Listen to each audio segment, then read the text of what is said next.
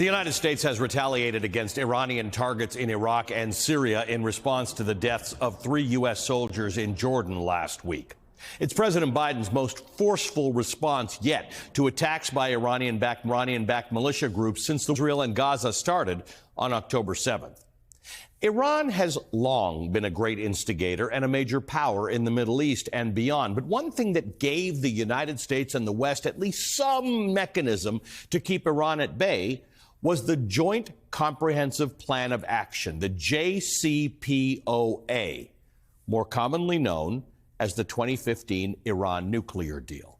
In 2015, the United States, UK, China, France, Russia, and Germany signed on to the JCPOA, which loosened sanctions on Iran in exchange for limits on the country's nuclear program.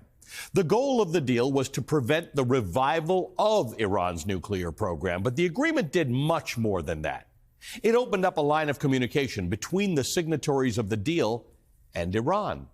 It was a multilateral diplomacy tool that helped reduce the prospect of conflict between Iran and its rivals in the region. It's widely considered one of President Obama's most important international diplomacy achievements of his presidency. And for all intents and purposes, the deal was working. In 2016 and 2017, the International Atomic Energy Agency certified that Iran had met its preliminary pledges, agreeing not to produce uranium to the point of nuclear enrichment. But in 2018, President Donald Trump pulled the U.S. out of the agreement, unraveling the deal, rendering it ineffective, causing a ripple effect for years to come, making it nearly impossible for President Biden to undo the damage. Trump called the deal, quote, rotten and one-sided. He reinstated devastating banking and oil sanctions on Iran, which crippled its economy once again.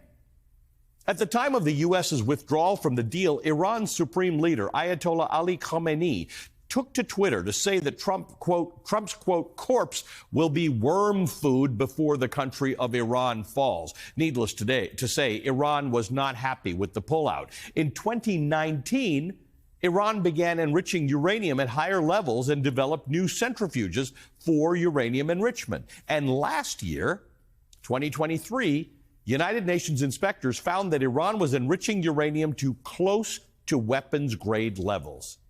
But Iran's escalations exploded beyond nuclear development.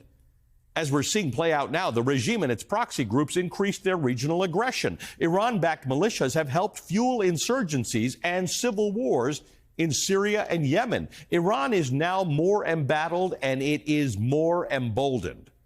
And moderates who existed within the Iranian government when the 2015 nuclear deal was signed are gone.